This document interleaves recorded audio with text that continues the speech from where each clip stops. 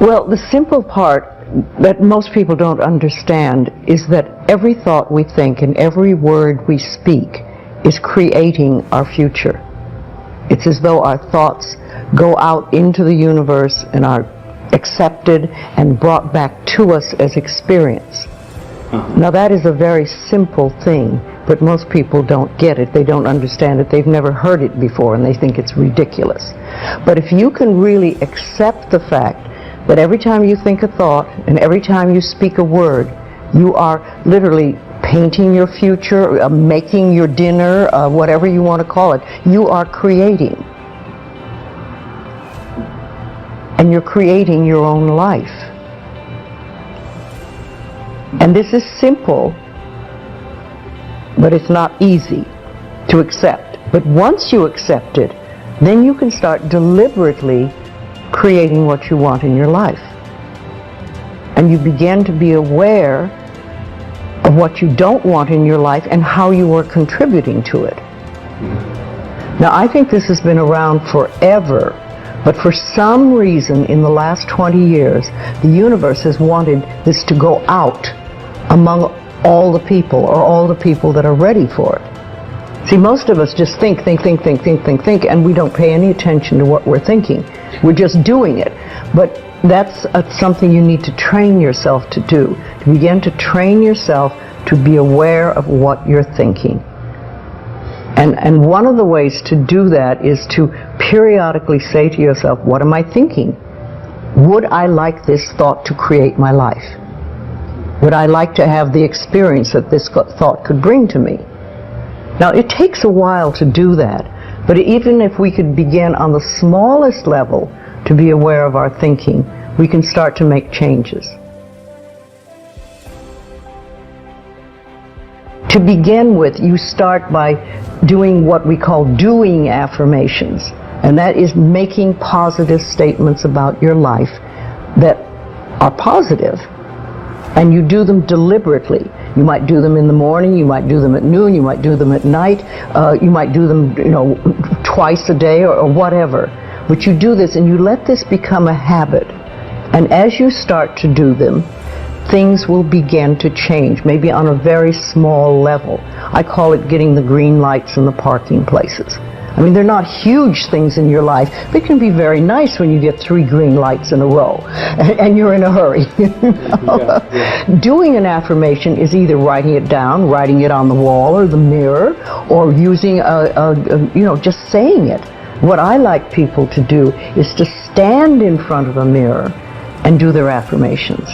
Because there's something very powerful about looking in your own eyes and accepting yourself, or noticing that you reject yourself when you're saying something positive about yourself. So that would be a very beginning way to start. Say in the morning, you get up in the morning, you go to the mirror, and this is a big one, and it's hard for lots of people. But you look in the mirror and say, I love you. I really, really love you. And to begin with, that can be so hard for people because they think of all the things that they think are wrong with them. But if you can start your day saying that, it's very powerful. Remember, I'd like to think the universe is listening to everything you say and everything you think and saying, okay, you can get that. So then it starts to bring you in and bring things into you. And I know this sounds far-fetched, but it's amazing how it works. If you do a good general positive statement for yourself, the universe will figure out how to manifest that, how to bring that about in your life. So things could happen that you wouldn't expect at all, but they will happen. If you think of doing your positive affirmations is like planting a seed in the ground. It's not necessarily true at the moment, but it is something you want to have be true. So you put the seed in, and you plant a seed and you expect it to grow. You maybe plant 3 seeds just in case. You expect them to grow. And you don't wait 2 days and then dig in the earth and say, what's happening, what's happening? You expect that thing to grow because you know there's a law and a process. And the seed will grow if it is in the right soil and it has the right amount of moisture. Making it really a habit and doing it every day. Doing something every morning when you wake up, that's a really good time. And another good time is when you go to sleep at night. And gratitude works a lot. Just being grateful for everything. I always say the universe loves gratitude. The more you're grateful for what the good is in your life, the more good you get to be grateful about. Mm-hmm. And it's like, if somebody gives you a present or gives me a present and I say, oh my God, I hate that color and it doesn't fit, and that person will never give me another present. Mm-hmm. But if you say, oh, it's wonderful and thank you, I really adore it, it's great, that person is probably going to want to buy you a present every time they see something they think you would like. And it's like that with the universe. The universe loves gratitude.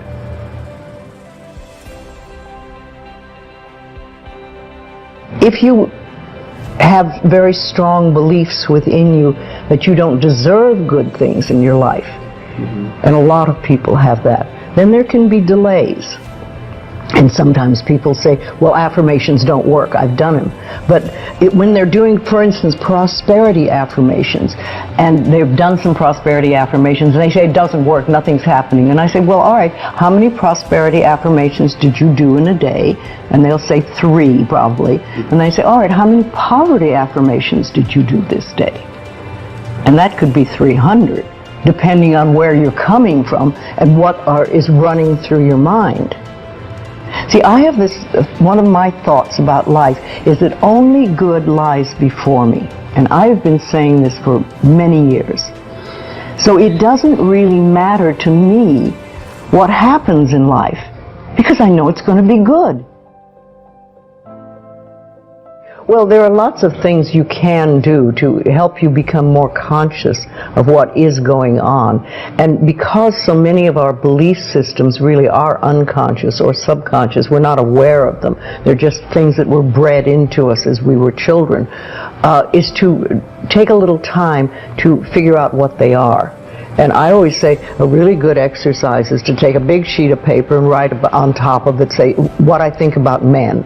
And then another one, what I think about women, what do I think about money, what do I think about any subject you can think of. And just write all the things that come out of your thoughts. And whether they sound good or not, just write them down. And any one subject, if you just write them all down and then look at them and see how many are positive and how many are negative. And if you can take those negative ones and turn them around, make them into positive affirmations, then you can start clearing up what you believe about, say, money that is not positive for you, and or is keeping you from bringing money in.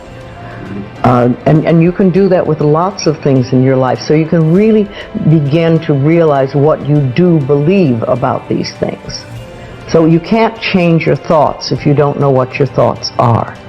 There is a law of thinking, and we are beginning to learn about it. And it is like a computer.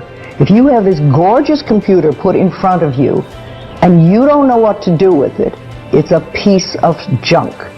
But if you learn the language of the computer, miracles happen. And that is what the law of thinking is. When you learn how it works, miracles happen. What you think and what you believe, it's what will come true for you. Your thoughts create your life. It's that simple. And when we can get that, we can make enormous changes. Well, I think it really starts with realizing that you don't love yourself, that most people don't. Most people feel they're not good enough, that they haven't done it right, they won't do it right, they'll never be enough, and they're definitely not lovable. And when we come from that space, it's very hard to create things for ourselves that are really good. So in the early days when I worked with people, I used to fix this problem and fix that problem, and you'd have this, a health thing, and we'd work on that and we'd work on this. And one day I discovered, much to my amazement, that if I would help people learn to love themselves, to really accept themselves as they are, we didn't have to work around problems, because it was almost like a miracle. Everything seemed to fall away. It's a hard one for people because we're we grow up believing that we're not good enough and nothing is right. I remember lots of times I would ask people, well, what is really wrong with you? What have you done that is so terrible that you're not acceptable to yourself? And I never, ever, ever got an answer that made any sense. You know, they might say something like, well, I'm too fat. Well, so, you know, but when you talk about loving yourself, a lot of people think that that's vanity. But it isn't really. It has nothing to do with that. That is narcissistic. But to really care for you and to acknowledge that you are an important being. It's almost like in the Bible they would say, you recognize that you are a child of God, that therefore you are perfect. But even if you're not a biblical person, if you can recognize that you are a being that has self-worth, if you can really recognize your own worth, then you start to treat yourself differently. And I think that's what's so very important about loving yourself, is you stop beating yourself up, you stop making yourself wrong, you stop talking about how awful you are, and you stop saying things like, I'm really stupid and stuff, and you start to treat yourself with a certain amount of respect. And this makes an enormous difference, because what you give out in life is what comes back to you. So if you're giving out a feeling of, I'm okay, I'm good enough as I am, and I am acceptable, and I love life, and I love me, and you start having gratitude for yourself and for life, then life treats you differently, because you are having a different vibration that you're giving out and getting back. And that's when things really start to flow. Now, a lot of people don't realize it, but you have to practice. You just have to start it. And that's why I try to get people to do a lot of mirror work. If you look in the mirror, just simple things like looking in the mirror in your own eyes and say, I love you. I really, really love you. And it helps if you use your name, Louise, I love you. I really love you. It gets to that little child inside that has been rejected for so long, and it breaks open sort of a dam or a door or whatever you want to call it, and it's like little miracles start to happen. Lots of little good things happen, and the universe loves grateful people. The more grateful you are, the more you get to be grateful about. It's that simple.